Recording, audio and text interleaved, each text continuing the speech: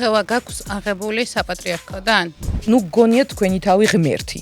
ეგ ეშმაკისეულია. მე მაქვს კურთხება აღებული გამდევნის ამბავში. ეკლესიაშიც ხანდახან ცოტა ისეთი დამოკიდებულება. მაგია არის იმ დონეზე რეალური, რამდენადაც თქვენ ვერც წარმოგიდგენიათ. ჭირდება ექსტრასენსთან კონსულტაცია და მიყვანა და არა სიტყვაზე ფსიქოთერაპევტთან. ბავშვს თავიდან ეწყება შფოთვები, შიშები და სუსტი ენერგიის მქონე ახალგაზრდა შეიძლება მათი სერიოზული მსხვერპლი გახდეს. სიტყვაზე გოგოს მოეწონა ბიჭი, წავიდა და გაუკეთა რაღაც სასიყვარულო მაგია. მე ჩემი შვილი ისეთი გოგიტა ისეთი კარგია და ეს გოგო ისეთი საშინელია, მე არ მინდა რომ უყვარდეს და მოდით გადავჭერთ, იმიტომ რომ იმ გოგოსთან მინდა. ყოველთვის მაშინ რაც მესმოდა იყო რომ აი ღმერთის უნდა გეშინოდეს. უნდა დაგსჯის. ჩარჩოები ქმნიან ჩვენგან მონსტრებს. მე მესმის იმ მოზერდების, რომლებსაც სიტყვაზე დღეს ნალექიანი ყავა ჩანაცვლა ტარო. თუ არის თუნდაც სხვა ორიენტაციის მიიღეთ ბავშვი. გამოიწერეთ ჩვენი არხი. ეს პოდკასტი თინთოქია. მე თაკო მიქელაძე ვარ და კიდევ არაერთი საინტერესო ეპიზოდით დაგიბრუნდებით. მალე მოდი. გამარჯობა, მოგესალმებით. ეს პოდკასტი თინთოქია და ჩვენ ვაგრძელებთ. დღეს ძალიან საინტერესო თემით და ძალიან საინტერესო სტუმრით დაგიბრუნდით. საქართველოში, სადაც მოსახლეობის 83% მართლმადიდებელი ქრისტიანია, დღეს ალბათ ერთ-ერთი პირველი საკითხი ოკულტიზმია, რითაც მოზარდები არანაკლებად არიან გატაცებულები. Facebook-ზე, TikTok-ზე, სოციალურ ქსელებში გავრცელებული ვიდეოები, სადაც მოზარდებს და არა მხოლოდ მოზარდებს ასწავლიან, როგორ გაშალონ ტარო, როგორ ჩაატარონ მაგიური პრაქტიკა. ჩვენ ამ თემებს ძალიან აქტიურად შევეხებით დღეს. და ვინ თუ არა მარიამ ციმინტია არის დღეს ჩვენი გადაცემის სტუმარი, ექსტრასენსი და ოკულტისტი. ძალიან დიდი მადლობა მარიამ სტუმრობისთვის. მადლობა დაპატიჟებისთვის. მიხარია რომ ჩვენთან ხარ და შევეხებით ძალიან საჭირო თემებს. დღესდღეობით საქართველოში ძალიან დიდი დაინტერესება ოკულტიზმის, მაგიის მიმართ და მოზარდებით აქტიურად არიან დაინტერესებული. თუ გინდ ტაროს გაშლით, პატარ-პატარა ვიდეოებით, სადაც მათი კომენტარებიც აქტიურად არის, სადაც ასწავლიან, როგორ მიიზიდონ სასურველი პარტნიორი და ასე შემდეგ. მინდა პირველი დავიწყოთ იქიდან და ავუხსნათ მოზარდებს და მათ მშობლებს. რეალურად სად გადის ზღვარი უსაფრთხოებას და ენერგეტიკულ თავდაცვას და იმ დიდი საფრთხის შორის, რომელიც შეიძლება მათ დაუდგეთ. პირველ რიგში მინდა გითხრათ, რომ საერთოდ ჩვენ ახლა გადავედით მერწყულის ერაში და ეს ჩემთვის ნორმა, როდესაც ადამიანებს აინტერესებს მისტიური სფერო და ეს მიმართულება. თუნდაც რაც შეეხება ბავშვებს, აი აქ უკვე ძალიან სასტიკი ვარ და ძალიან მკაცრი. იქიდან გამომდინარე, რომ თუნდაც ოკულტური თვალსაზრისით, თუნდაც მაგიური თვალსაზრისით და ეხლა ვინც გვიყურებს, შეიძლება სკეპტიკოსი უყურებს ამ პოდკასტს და ფიქრობს, რომ გეხვეწებით, მაგრამ ეს არის პროფესია. ეს არის ძველი პროფესია, საუკუნეებია არსებობს და აქედან გამომდინარე აქვს თავისი წესები. ხალხი უყურებს ამ პროფესიას ძალიან მარტივად, გონიათ, რომ ეს ყველაფერი ძალიან ისეთია, მარტივი და ლაითი თემა, თუნდაც მინდა გითხრათ, რომ საკმაოდ სერიოზული საკითხია და საკმაოდ სერიოზული მიმართულება. რაც შეეხება ბავშვებს, ძალიან სასტიკი ვარ, მით უმეტეს 18 წლამდე თუ იწყებენ რიტუალების გაკეთებას. არ ვიცი, ახლა ტაროს გაშლას.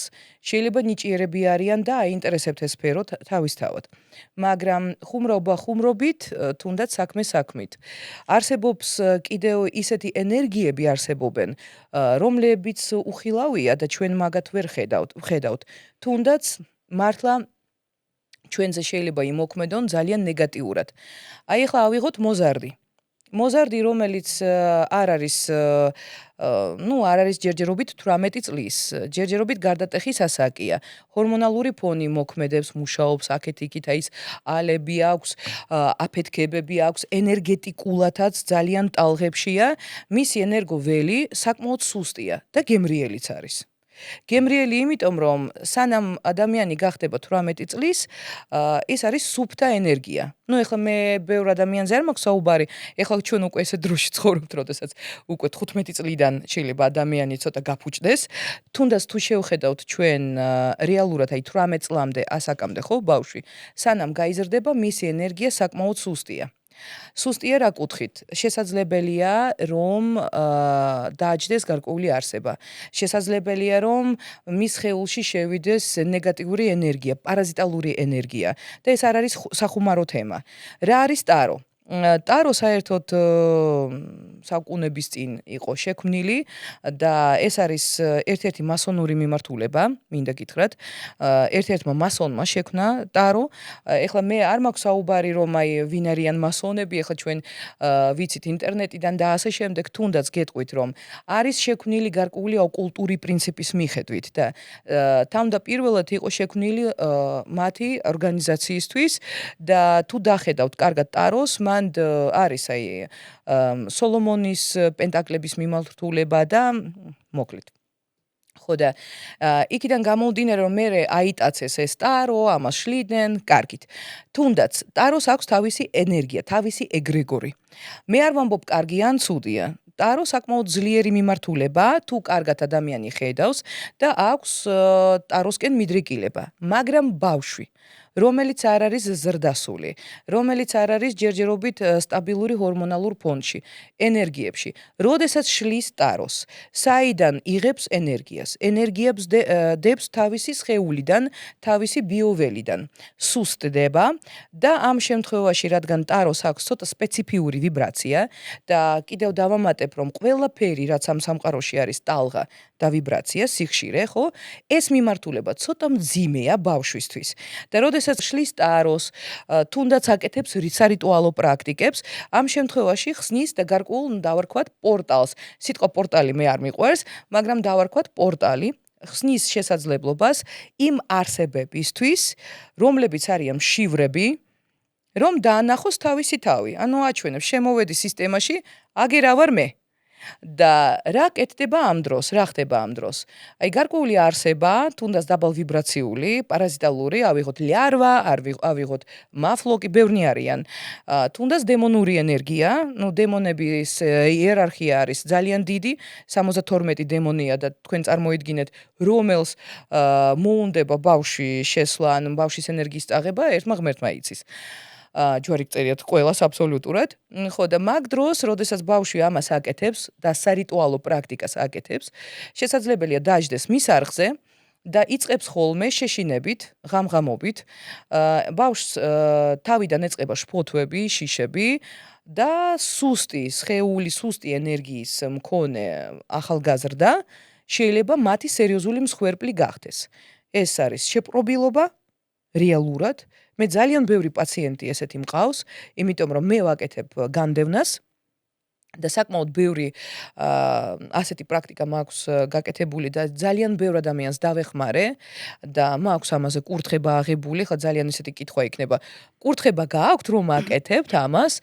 კი ბატონო, მე მაქვს კურთხება აღებული განდევნის ამბავში და საკმაოდ კურთხევა გაქვს აღებული საპატრიარქოდან? კურთხება მაქვს აღებული მამაო აკაკისგან. ესე გეტყვით, ხონებული. მეტეხის ეკლესიიდან, კი ბატონო, როდესაც ადრე ჩვენ შევხვდით, მამაო აკაკი ცოტა რა თქმა უნდა სპეციფიურად შემომხედა, მაგრამ დავდივარ ეკლესიაშიც და თავდაპირველად, როდესაც მე ჩამოვედი უცხოეთიდან და დავიწყე ჩემი პრაქტიკები, მომაკითხეს, ასე ვთქვათ, გამესაუბრნენ და მითხრეს, რომ კი ბატონო, გაძლევთ უფლებას, თქვენ კეთილი ხართ, ხალხს დაეხმარათ. ერთადერთი ნათქვამი იყო, აი როგორც კარგად მახსოვს, არ გქონდეთ ღმერთის კომპლექსიო. ანუ უბრალოდ როგორ გითხრათ, გგონიათ თქვენი თავი ღმერთი. იმ კუთხით, რომ თქვენ ყველაფერი შეგიძლიათ და ყველაფრის შესაძლებლობები გაქვთ. მე ვთქვი, მე არ მაქვს ყველაფრის შესაძლებლობები. მე ერთადერთი მინდა ადამიანებს დავეხმარო. იმიტომ რომ მე ჩემ სფეროში პროფესიონალი ვარ. ამ მიმართულებაში პროფესიონალი ვარ და ვეხმარები. და დავუბრუნდები ბავშვების თემას. საკმაოდ ბევრი პაციენტი ბავშვი მყავდა. და საკმაოდ სერიოზულად დავარქვათ დავირუსებული იყო. და ეს არ არის სახუმარო თემა, იმიტომ რომ რაც უფრო სწრაფად მოიყვანს მშობელი ბავშვს სპეციალისტთან ან ეკლესიაში, თუ დაუშვათ უკვე პროცესი დაწყებულია, მით უფრო შეძლებენ რომ დაეხმარონ. ხანდახან არის უკვე გვიანი როდეს არის? როდესაც ეს არსება ენერგეტიკულ დონეზე გაანულებს ბავშვის სისტემას და მთლიანად აიყვანს თავის მფლობელობაში, სხეული, ენერგია და გონება. ჩათვალეთ, всё. როდესაც შეხედავთ ამ ადამიანს, ფუტლე არივით არის. უკვე ვერ დავაბრუნებთ. მარიამ, როგორ უნდა მიხვდეს მშობელი ან ბავშვი, ან ბავშვის გარემოცვა, რომ ჭირდება ექსტრასენსთან კონსულტაცია და მიყვანა და არა სიტყვაზე ფსიქოთერაპევტთან ან ფსიქიატრთან.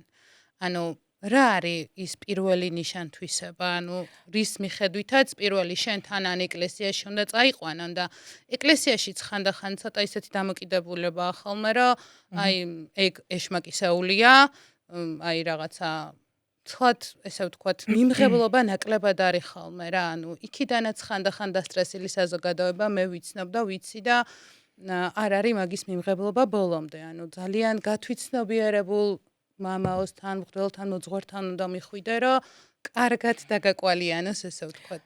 ყველგან და ყველაფერში მე მგონი ასეა. კარგ ადამიანთან უნდა მიხვიდე და კარგი ადამიანი უნდა იპოვა. ყველა სფეროში არის თავისი კარგი და ცუდიც, გეთანხმები. თუნდაც ახლა მე გამომივა რაღაც პატარა რეკლამასავით, მე უბრალოდ გეტყვით, რომ რა თქმა უნდა ეს არის დამოკიდებული თქვენს ნებაზე, მშობლის ნებაზე. თუ სურვილი ექნებათ, შესაძლებელია მიიყვანოს სპეციალისტთან, ჩემნაირ სპეციალისტთან. მე მაქვს 10 წლიანი გამოცდილება თუნდაც მარტო ამ სფეროში, მინდა გითხრათ და აქედან გამომდინარე, ხალხი მოდის. ვეხმარები, ეს ფაქტია. თუნდაც შესაძლებელია მიიყვანონ ფსიქოლოგთან, შესაძლებელია მიიყვანონ ეკლესიაში. მე ვფიქრობ, რომ შეიძლება სცადონ რამოდენიმე ვარიანტი. ეხლა იქ ყველაფერი ინდივიდუალურია, თუნდაც თუ თქვენს შვილს შეამჩნიეთ, რომ აქვს შფოთვები, აქვს უძილო ღამეები, იღვიძებს პერიოდულად, პანიკური შეტევები, ოღონდ აქ ნახეთ, რადგან მე ცოტა რეალისტიც ვარ, არ დაგვავიწყდეს, რომ არსებობს კიდე სამედიცინო ფაქტორი. შეიძლება ბავშვს აქვს ჰორმონალური დარღვევა, შეიძლება ბავშვს აქვს შაკიკი, ესეც იწვევს ხოლმე შფოთვებს, აუცილებლად თავდაპირველად სანამ მიიყვანთ ბავშვს ჩემნაირ სპეციალისტთან, გაითვალისწინეთ, რომ აუცილებლად უნდა გადავამოწმოთ ექიმთან. მივიყვანოთ ექიმ. სამედიცინო ფაქტორი უნდა სამედიცინო გამორიცხონ. ფაქტორი აუცილებლად უნდა გამოვიწყოთ. რა თქმა უნდა. როდესაც უკვე უძლო არის სამედიცინო ფაქტორი, ამ შემთხვევაში უკვე ეს ჩემი სამუშაოა. და რა თქმა უნდა, ბავშვს შესაძლებელია ქონდეს ესეთი აფეთქებები აგრესიის, ბავშვი იცვლება, მისი ქცევები ეცვლება, ვიზუალურად იცვლება, ყველანაირად იცვლება ბავშვი, ფერგმრთალი ხდება, უთეთრდება სახე, უშავდება თვალები, და სპეციფიური სუნი.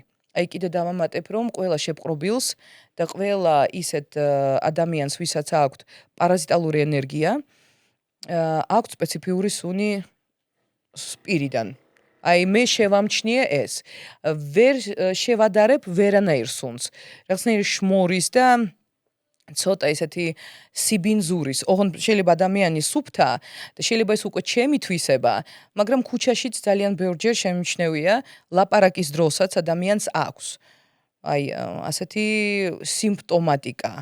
მარიამ, ჩაგეკითხები. ჩვენ ვახსენეთ ტარო და აქედან გამოწვეული დაბრკოლებები და ენერგეტიკული დაზიანებები, რაც შენ აგვიხსენი.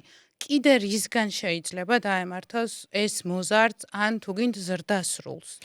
რომ არ შეგვეშალოს, მაინც ესე წავედი, მე მიყვარს ეს ლაპარაკი, პოლემიკები და ასე შემდეგ. მე დავამატებ, რომ მარტო ტაროს არა. ამაში ვიგულისხმე სარიტუალო პრაქტიკებიც 18 წლამდე. სანამ ადამიანი არ არის 18 წლის, არ შეიძლება. ხშირად ვიცი, რომ მოზარდებს აქვთ სუსტი ფსიქიკა. და კომპლექსები. ძალიან ბევრს აქვს კომპლექსი. ვიზუალის, მე არ ვუყვარ იმას მინდა, რომ შევუყვარდე და ცოტა მაქსიმალისტები არიან. და ეს არის ძალიან კარგი მასალა ამ მიმართულებისთვის. და როდესაც მოზარდი ხედავს და ფიქრობს, რომ ძალიან ადვილია, მე ხა წავალ საფლავზე, ამოვთხრი მიწას, ჩავდებ იქ რაღაც ვიღაცის სურათს სიტყვაზე ვამბობ და დავაწვეთებ და ხახახახახა. უფუფუ, როგორ უხარიათ. მაგას კი გააკეთებენ, შეიძლება დააზიანონ ადამიანიც, მაგრამ შებრუნება მერე აუცილებლად ხდება. და საერთოდ კომუნიკაცია მსგავს მიმართულებებთან არავითარ შემთხვევაში არ შეიძლება. პირველი ვიტყოდი, ტაროზეც უფრო ნაკლებად მე ვიტყოდი სარიტუალო პრაქტიკა. არავითარ შემთხვევაში, აი ჩემ სკოლაშიც რომ მოდიან ბავშვები და მე მაქვს ჩემი სკოლა, ბიოენერგეტიკის სკოლა და ოკულტიზმის, მე მინდა გითხრათ რომ მე არ ვიღებ ბავშვებს 18 წლამდე. შანსი არ არის. და თუ ბავშვს უნდა უბრალოდ აქვს გარკვეული ნიჭი და უნდა შეისწავლოს ბიოენერგეტიკა, აი მარტივი, ხო? ამ შემთხვევაში მშობლის ნებართვა აუცილებელია. თუნდაც აი ასეთი პრაქტიკები, სარიტუალო პრაქტიკები, პენტაკლების გახსნა. ეს ისეთია, აი ხშირად მსმენია, თქვენ გამოგიყენებიათ სოლომონის პენტაკლი. მე ვგიჟდები, ბავშვები ამბობენ, ლილითზე, ეს არის ერთ-ერთი დემონი. ლილითი, ჰეკატე, ხო, ეს არის ის მიმართულება, სუსტად დემონური მიმართულება. მე არ ვამბობ კარგი ან ცუდია. საერთოდ ვინ არიან დემონები და ანგელოზები, ეს ცალკე თემა, შეიძლება მერე ვისაუბროთ. მაგრამ უბრალოდ გეტყვით, რადგან ეს არის დაბალი ვიბრაცია და ჩვენ კონკრეტული მიმართულება უკვე აღებული გვაქვს, ჩათვალეთ რომ всё. ჩვენ უერთებით ამ ეგრეგორს და თუ სიძლიერე არ გვაქვს და ბავშვს არ აქვს სიძლიერე, ინგრევა. პენტაკლების ტარებაც ბავშვისთვის აკრძალულია სასტიკად. ძალიან ხშირად ატარებენ მოზარდები ტელეფონის სკრინებზე, ესე ვთქვათ, სხვადასხვა ტაროს არკანებს. ნუ ზოგი პენტაკლებს, ზოგი სიტყვაზე იმპერატრიცეს არკანს, სხვადასხვა დანიშნულებით. აი, აქ რა რეკომენდაციას მისცემდი მოზარდებს, ეს რამდენად საფრთხის შემცველია, რამდენად უსაფრთხოა? ამას უკვე ცოტა ისე სკეპტიკურად ვუყურებ, სიმართლე რომ გითხრათ, ეხლა ტაროს ტარება მობილურზე, სკრინზე, ეს ცოტა სხვა მიმართულება. ამ შემთხვევაში დიდად არაფერი, საგანგაშო და საშიში ნამდვილად არ არის. მე ვამბობ სხეულზე პენტაკლების ტარება, ზოგმა იცის ხოლმე ტატუების გაკეთება პენტაკლების და ხშირად მსმენია. რუნებიც არაერთ ხელმინახავს მე პირადად. ოჰოჰო. მე ისეთი ისტორიები მაქვს და თუნდაც ჩემს მოსწავლეებთან, თუნდაც ნაცნობებთან, ძალიან ბევრ ადამიანს ვიცნობ მთელი მსოფლიოდან და რუნები, აი რუნებს საერთოდ არ უნდა შეეხოს ბავშვმა. საერთოდ, აი ისეთი სასტიკად აკრძალულია, უბრალოდ ნახეთ, მე თქვენ გაგაფრთხილეთ და მეტი რა გავაკეთოთ. რუნები არიან მტაცებლები. რუნული ფუთარკი არსებობს ძალიან ბევრნაირი. ძირითადად იყენებენ ერთ ფუთარკს, ხო, ერთი მიმართულების, მაგრამ თუნდაც თავდაპირველად რუნები იყო შექმნილი ადრე ეს სკანდინავური, ხო კი ბატონო, მადლობა, სკანდინავებმა შექმნეს. რატო? აი იყვნენ ცოტა დრუიდების ენერგიებზე და როდესაც იმალებოდნენ ტყეში, ხეებზე წერდნენ რუნებს და ეს იყო მათი ალფავიტი. მაგრამ მე როდესაც შეამჩნიეს, ხო, ამბობენ რომ რაღაცა მოხდა, მოკლედ სული შემოვიდა რუნებში და შეამჩნიეს რომ რუნების დაწერისას ელვა არ ტყავდა ამ ხეს. და მე შეამჩნიეს რომ სადაც დაწერდნენ რუნებს, მან ვიღაცა კვდებოდა, ან რაღაცა ხდებოდა. გააჩნია თვითონ რუნას. და იქიდან უკვე წამოვიდა, რომ რუნებს, თითოეულ რუნას აქვს თავისი ენერგია, თავისი სული, თავისი სახე და ეს მართლა მასეა. და რუნებთან ძალიან დიდი სიფრთხილეთ უნდა იმუშაო, თუნდაც სპეციალისტებმაც, მინდა გითხრათ, იმიტომ რომ რუნას ვერ გააგდებ ასე ცხოვრებიდან, თუ შეუშვი, ხო, იცის მერე განადგურება, ძალიან შურისძიება იციან და მტაცებლები არიან. რას ნიშნავს მტაცებლები არიან რუნები? ეს იმას ნიშნავს, რომ რუნა რომ გააქტიურო, მას სჭირდება არა მარტო 4 სტიქია, მიწა, წყალი, ჰაერი და ცეცხლი. მას სჭირდება კიდე ან თქვენი სისხლი, ან თქვენი ნერწყვი, ან რძე. ბიომასალა. მე არ ვიტყვი კიდე რა ბიომასალა შეიძლება დასჭირდეს რუნას.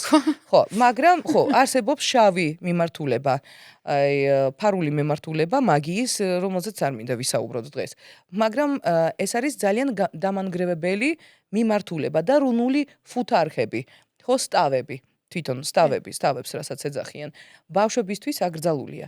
და კიდევ მოზარდებს კი არა, ჩვენ ხელა ადამიანებს, დიდი ადამიანებისთვის ვიტყოდი, ფრთხილად იყავით თუ თქვენს ხეულზე არის რუნა. ძალიან მოდაში ერთი პერიოდი იყო კი, შესული. ტატუების სახით ახლა ძალიან ხშირად ტრენდული არის. მე ხშირად მინახავს რა, არც თუ ისე ზრდასრულ ადამიანებზე, უფრო მოზარდებზე. ხშირად მინახია ხელზე სიკვდილის გაკეთებული. სტავი, ანუ არიციან რას აკეთებენ.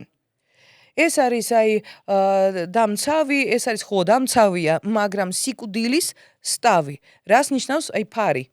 სტავი, ხო? რას ნიშნავს ეს?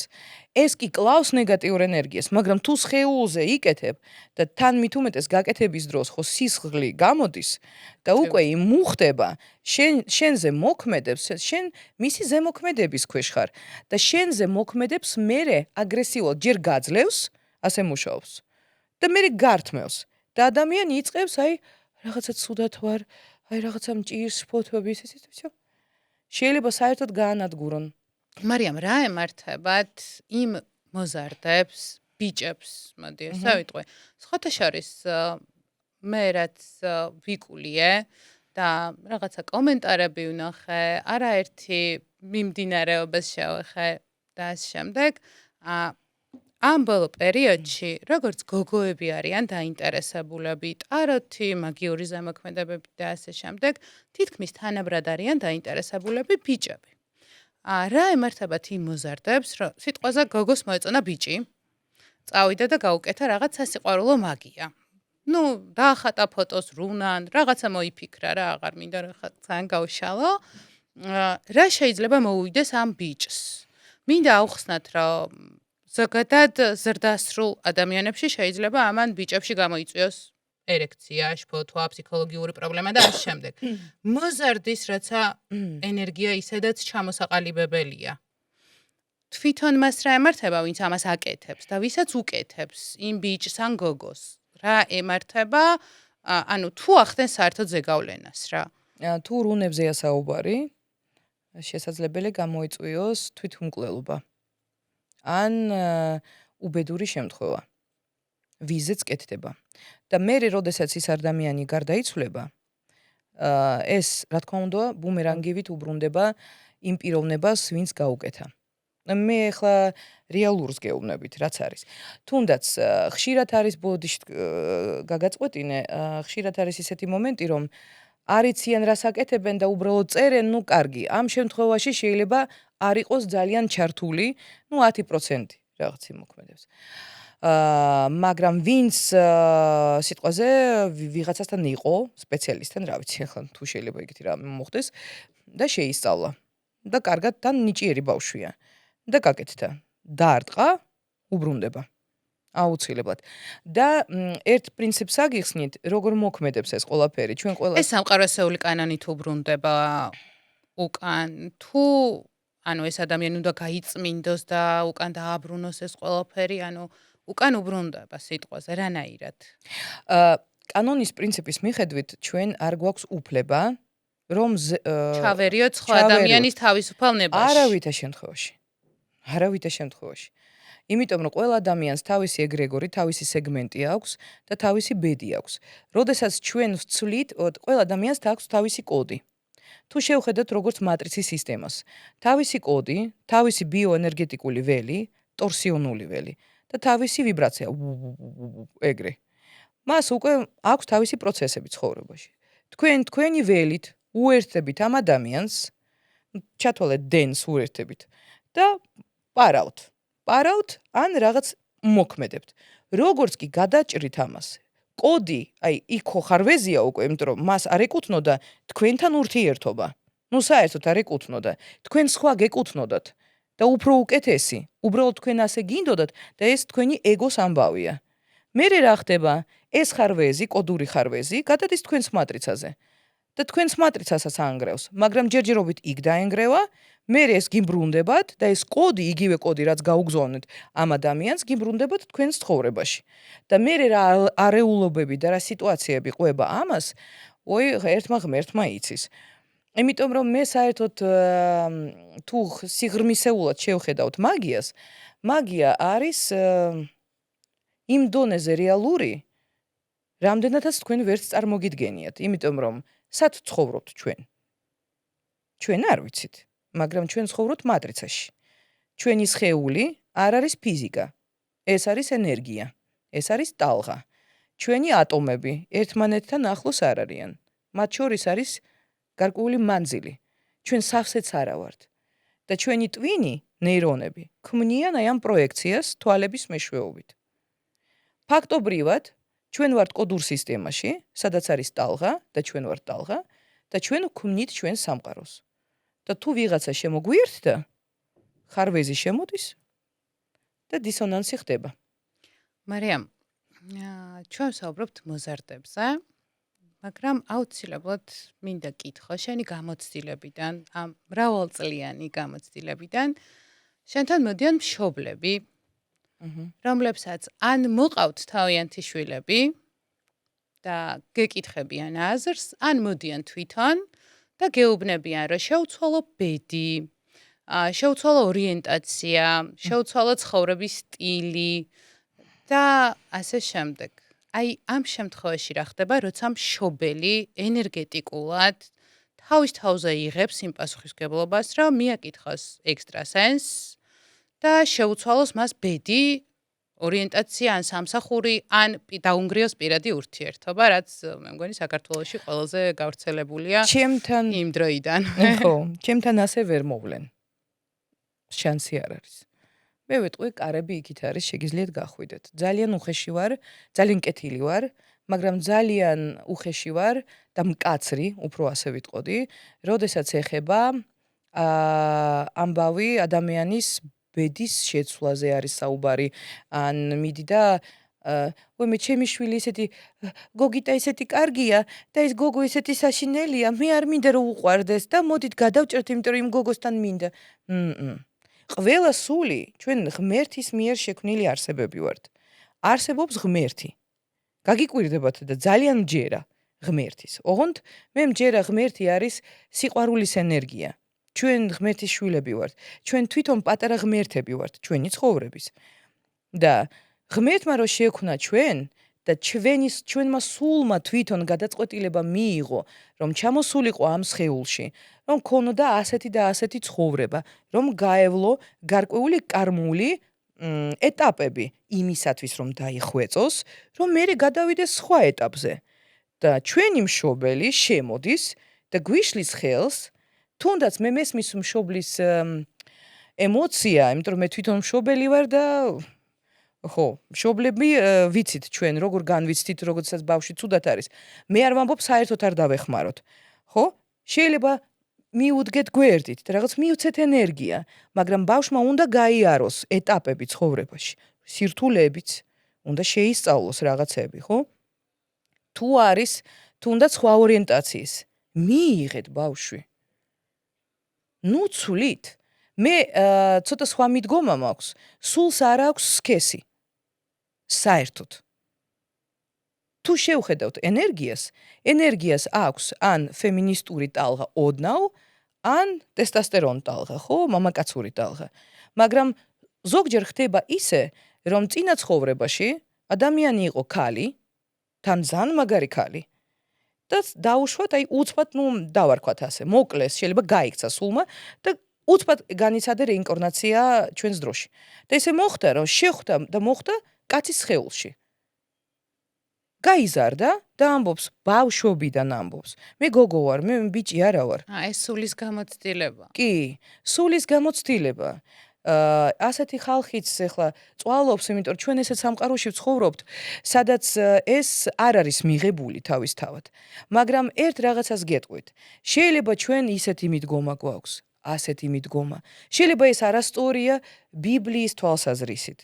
ვეთანხმები რაღაც კუთხით, იმიტომ რომ არის შექმნილი ფემინ ენერგია და მუსკულინიზირებული ენერგია, ხო? ადამი და ევა, ორი უჯრედი, რომელიც უერთდება ერთმანეთს და ქმნიან ადამიანს, მაგრამ იმიტომ რომ ჩვენ ვცხოვრობთ დუალურ სისტემაში, დედამიწაზე. მაგრამ არ არსებობს ეგეთი ხალხი. მე არ მესმის რომ ნუ მოხდა, როდესაც უკვე მოხდა და როდესაც უკვე ესეთი შვილი მოვიდა შენს ცხოვრებაში.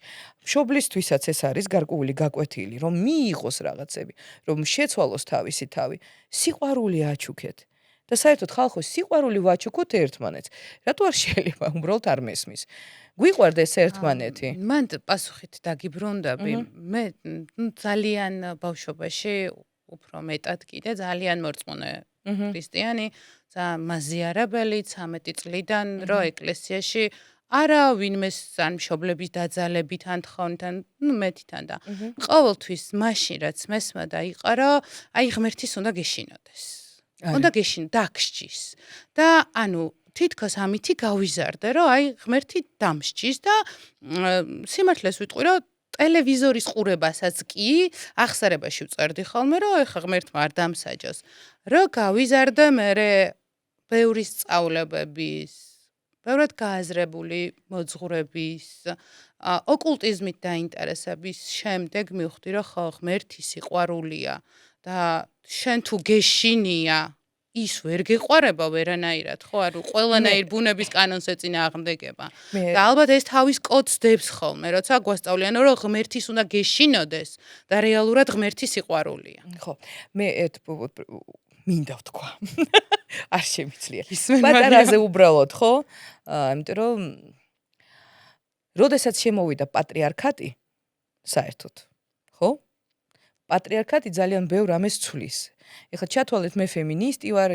მე არ ვარ ესეთი მკაცრად ფემინისტი მაგრამ ბიჭობო ძალიან დიდი ბოდიშით ხო უფრო აი ქალების ენერგიას ვაღიქვა უფრო კარგად ანუ რისი თქმა მინდა ნახეთ როდესაც შემოვიდა პატრიარქატი ეგრევე წაშალეს მარია მაგდალინელი რომელმაც დაამთავრა თავისი ცხოვრება საფრანგეთში მაგრამ ამაზე ახლა არ მინდა საუბარი ეს იყო მე-13 და მარია მაგდალინელს ჰქონდა მთელი ინფორმაცია, რეალური ინფორმაცია, რომელიც დამალეს და რომელსაც არ გვაჩვენებენ. და ეხლა მე არ დავიწყებ ამაზე საუბარს, თუნდაც ისე მკაცრად, თუნდაც გეტყვით ერთ რამეს, რომ იმ ნაწარმში, რომელიც არის დამალული, ყველგან წერია, იესოც ეძახდა, გატეხე ხედა მე მანდ ვარ, შეხედე მზეს და მე მანდ ვარ, მე ყველგან ვარ და მე მიყვარხარ და მე შენში ვარ. მე თითოეულ შენს უჯრედში ვარ. და ეს იმას ნიშნავს, რომ ღმერთს არ უნდა გვეშინოდეს. კანონებს ქმნის ადამიანი. ღმერთი არ ქმნის კანონებს. მან არის ერთადერთი კანონი, ეს არის სიყვარულის ენერგია. და რომელიც კურნავს. ხო, ჩარჩოები ქმნიან ჩვენგან მონსტრებს. იმიტომ რომ მე შემიძლია აი ახლა დარწმუნებული ვარ ბევრი ნახავს გადაცემას თითქოს რას ლაპარაკობს იმიტომ რომ სხვანაირად მიღებული აქვთ ინფორმაცია და თუ უფრო ღრმად იფიქრებთ მივხვდებით რასაც ვამბობ მე იმიტომ რომ მე თუნდაც ის ჰეიტერებიც თუნდაც ადამიანი რომელიც მე ვერ გამიგებს მიყვარს ჩვენ ერთი ვართ ყველა და არ არსებობს ისეთი ასეთი როდესაც გვეყვარება ერთმანეთი ჩვენ ვიქნებით ძალიან დიდი ძალა და ღმერთსაც უფრო მეტი ძალა ექნება დედამიწაზე. მარიამ, მოკლედ რა შევაჯამოთ და ვურჩიოთ მოზარდებს. ანუ, ნახე, მინდა იქიდან დავიწყო რა, მე თვითონაც პატარა რა ვიყავი. ეს არ არის მხოლოდ მოზარდების თემა რა. როცა სიტყვაზე ბებია სოფელში ვიყავით და ყავას სვავდნენ, იყო ხოლმე რომ გადმოატირიალებდნენ და მეც კი მაინტერესებდა რა 5-6 წლისას და მე მესმის იმ მოზარდების, რომლებსაც სიტყვაზე დღეს ნალექიანი ყავა ჩანაცულ და ტაროთი. ეს რა შევაჯამოთ და ვუთხრათ, რომ ეს არ არის სახუმარო თემა და იზიანებენ თავიანთ ენერგეტიკას. და მე როგორი ინტერესანტ პატარა ვიყავი 5-6 წლის დღესაც ესეთი დავრჩი მოკლედ და აუცილებლად მინდა გთხოვო თუ არის შესაძლებელი ესე ვთქვათ დიაგნოსტირება ან მომავლის პროგნოზი რომელსაც ყველაზე მე გავხსნით და ვნახავ და ვაუ ეს ხო მარიამმა გვითხრა იმიტომ რომ მე მაქვს ესეთი მსგავსი შენთან ვარ ნამყოფი და მაშინ სულ რაღაცა თან მეგობარს გამოვყევი, სახელს და გვარს ვერ ვიტყვი, მაგრამ დამინახე სულ რაღაცა 1-2 წინადადება მითხარი, რომელიც წლების მერე გახდა ჩემი რეალობა. აი, სიტყვით თან, აი, ყურებში რო გახსოვს, ესე დამიდგა და მინდა რომ დღესაც გთხოვო, როგორც ეს ფორმატი მოგცემს საშუალებას. აუცილებლად. მე მაშინ ჯერჯერობით მოზარდებს ვეტყვი, მე ვეტყვი ისეთ რამს, რომ ძალიან ბევრი ნიჭიერი ბავშვი არსებობს. ძალიან საინტერესო მიმართულება თქვენთვის არის ბავშვებო ეზოთერიკა და ოკულტიზმი. მესმის, შეიძლება კარგიც არის. თუნდაც სანამ თქვენ მიხვალთ იმ დონეზე, ვითარების დონეზე და სანამ გაიზრდებით, სჯობს გაავითაროთ თქვენი სულიერება და თქვენი გონება, თქვენი ინტელექტი. როდესაც თუნდაც ოკულტისტი, ექსტრასენსი, თუნდაც ეზოთერიკოსი არის ინტელექტუალი და გარკვეულ კანონებს მიღმა არის, ხო, იცის კანონები, იცის როგორ უნდა მოექცეს ადამიანებს, ღრმა არის. არ გააკეთებს ცუდს, ეს როგორ ჯადოსნური ჯოხი. ცუდი ადამიანის ხელში, პრიმიტიული ადამიანის ხელში, ძალიან ცუდ რაღაცას ვამბობ, მაგრამ ფაქტია. და ღრმა ადამიანის ხელში, რომელიც ბრაზის ფონზე კი არ დაარტყავს, აპატიებს და სხვანაირად გააკეთებს. აი ამ შემთხვევაში თუ თქვენ უკვე იმ დონეზე გაზრდილი ხართ, შეგიძლიათ გადახვიდეთ მაგიაში. ხო, რაც შეეხება მომავლის პროგნოზს. დეკემბრამდე ეხლა წელს 2026 წელს. ცუდი არ იქნება, მაგრამ ერთი ჩავარდნა რაღაც მომენტებში, ნუ ნერვიულობ ოღონდ. დაიმახსოვრე. არა, ხაზი გაქვს ისეთი, ცოტა ეს შეიძლება ემოციური ფონი იქნება შენი ცხოვრებიდან გამომდინარე. რომ შენ ისეთი ღრმა გოგო ხარ, შენ იღიმი, მაგრამ შინაგანად გაქანავებს.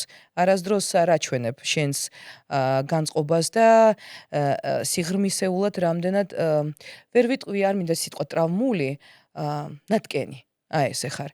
მაგრამ შეხედე, ეს შენი ხარვეზი რო წამოვა ესეც, ეს იმიტომ რომ შენი საქმიანობა. თუნდაც დეკემბერი არის პიკი, რომლის შემდეგ ძალიან ბევრი რამ შეიცვლება. უკეთესობისკენ.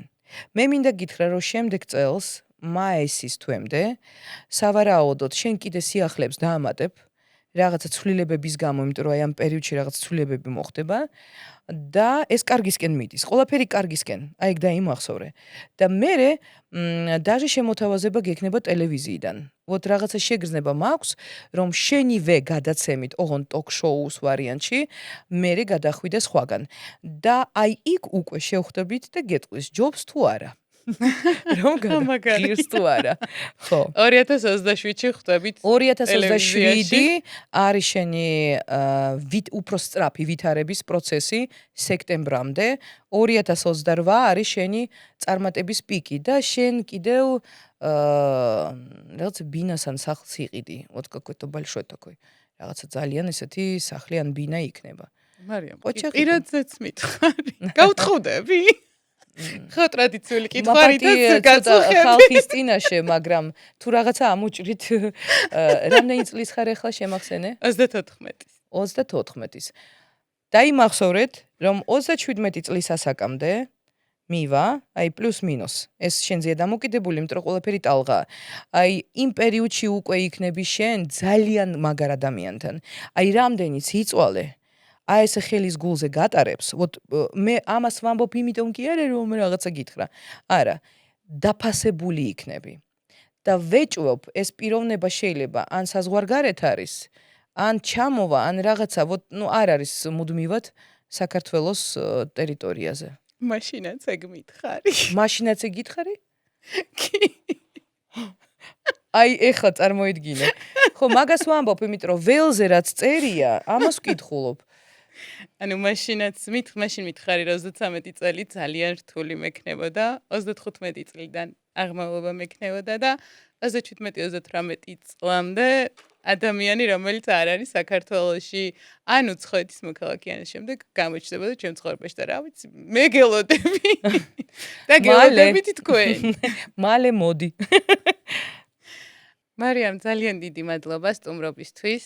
ძალიან საინტერესო და ამომწურავი პასუხებისთვის. ძალიან დაეხმარება მოზარდოებს და მათ მშობლებსაც, ასე მგონია. მადლიერი ვარ. გისურვებ წარმატებებს მადლობა. შენ ახალ და ძალიან საინტერესო პროექტებში. დღეს ჩემი სტუმარი იყო მარიამ ციმიტია, ექსტრასენსი. ეს პოდკასტი თინთოქია, მე თაკო მიქელაძე ვარ. გამოგვიწერეთ, მოგწერეთ, გვემეგობრეთ და ჩვენგან გაიგებთ იმაზე მეც, ვიდრე სკოლაში ასწავლია.